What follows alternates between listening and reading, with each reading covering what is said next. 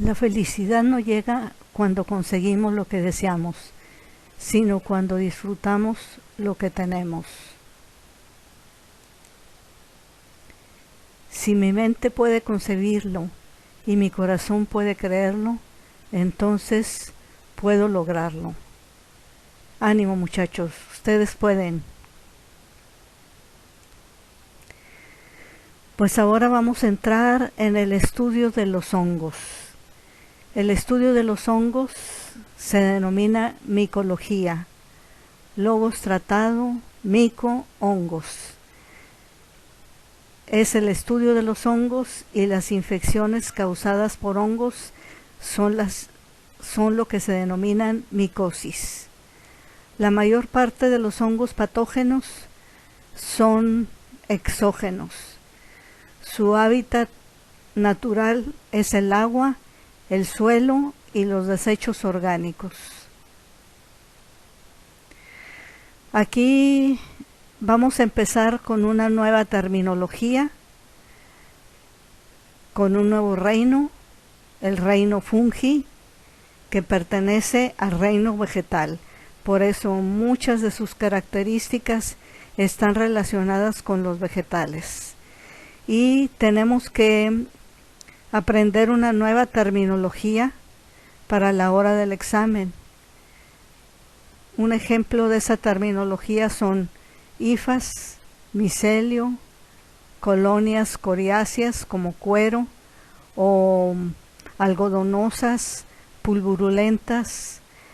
Otra terminología es esporas, macroconidias, microconidias, artroconidias, células levaduriformes, esférulas, esclerotes de Medlar, hongos de matiáceos y hongos dimórficos. ¿Cuáles son las partes más importantes de un hongo? Para poderlo comprender, pues nos vamos a fijar en la imagen del lado derecho y vamos a ver cómo germina un frijolito, y más o menos así como germina el frijolito y nosotros vemos sus partes, pues así más o menos son las estructuras de un hongo. Las principales estructuras del hongo son las hifas, y luego se encuentran las estructuras donde se encuentran las esporas, y luego está propiamente la raíz, como si fuera una planta. El conjunto de hifas se denomina micelio, y el micelio pues va a originar una colonia.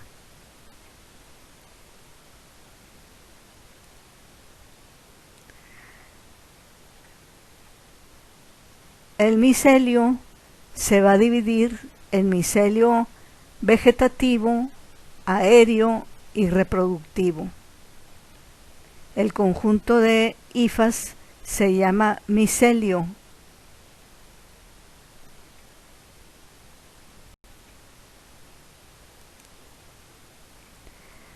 Las hifas pueden tener varios tipos de estructura.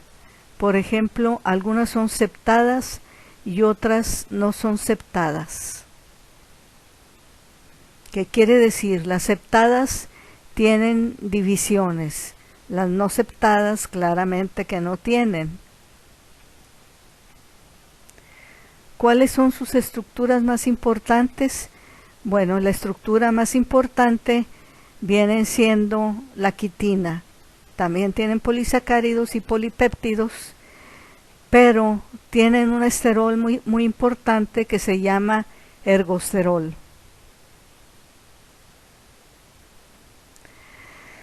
Vamos a decir que los hongos forman esporas, y esas esporas son por lo general las formas infectivas, especialmente en los hongos que no son dimórficos.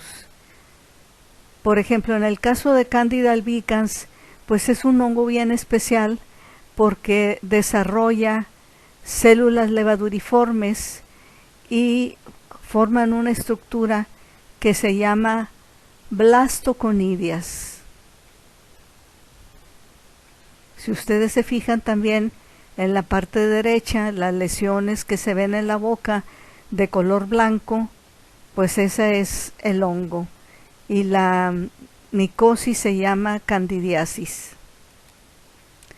En el caso de las tiñas, que son causados por unos hongos llamados dermatofitos, van a tener estructuras muy especiales que se pueden llamar microconidias, que están en la parte derecha marcadas con una flechita, que son las pequeñitas, pero hay otras mucho más grandes que tienen forma de clava, y esas se denominan macroconidias.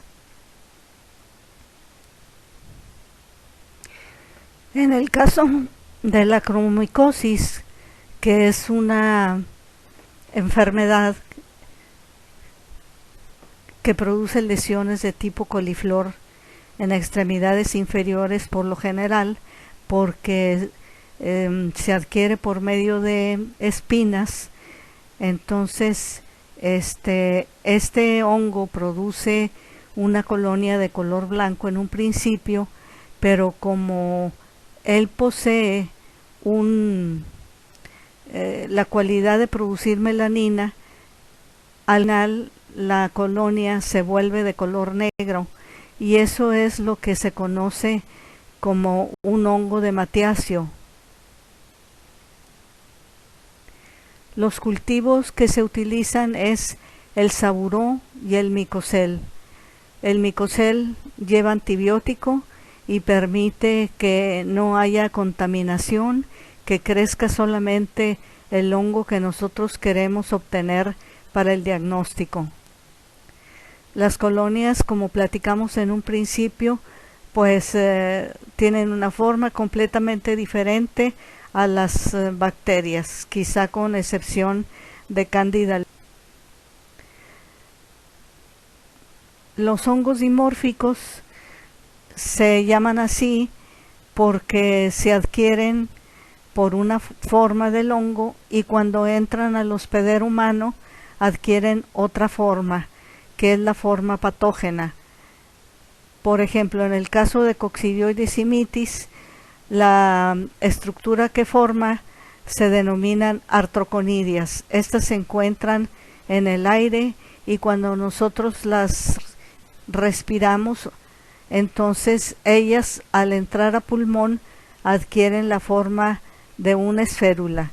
Así es que cuando yo voy a hacer el diagnóstico, la forma que yo voy a encontrar, esto es muy importante a la hora del examen, es la forma de esférula.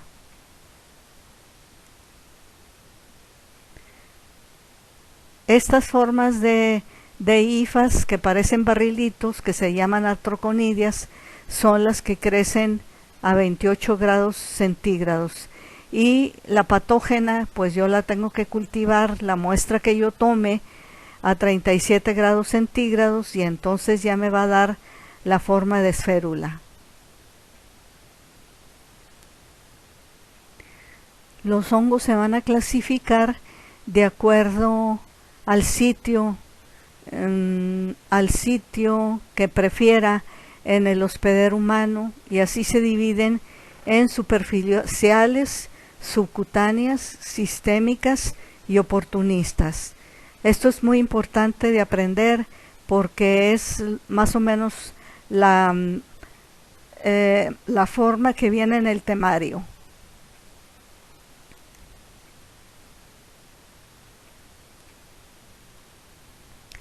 ¿Cómo vamos a hacer el diagnóstico? El diagnóstico generalmente se hace tomando la muestra de la lesión, y lo primero que se hace, especialmente por ejemplo cuando son dermatofitos, es utilizar una solución de hidróxido de potasio para suavizar la quitina de la piel, y se pueden utilizar tinciones especiales, por ejemplo la coloración de tinta china, que se utiliza para ver el Cryptococcus neoformans. Los cultivos pues ya los platicamos al principio, ¿ok? Y se puede hacer detección de antígenos o se puede utilizar PCR o Western blot. El diagnóstico de las micosis pues se inicia con el cultivo y después de ahí se puede tomar una pequeño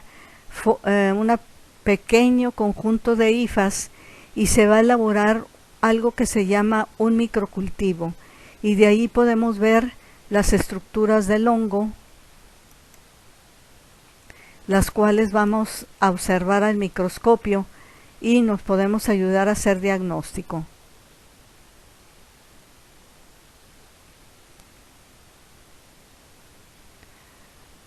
Hay que ser como el cactus, adaptarse a cualquier tiempo, lugar y circunstancia, ser fuerte y aún así nunca olvidarse de florecer. Los cactus son mis plantas favoritas.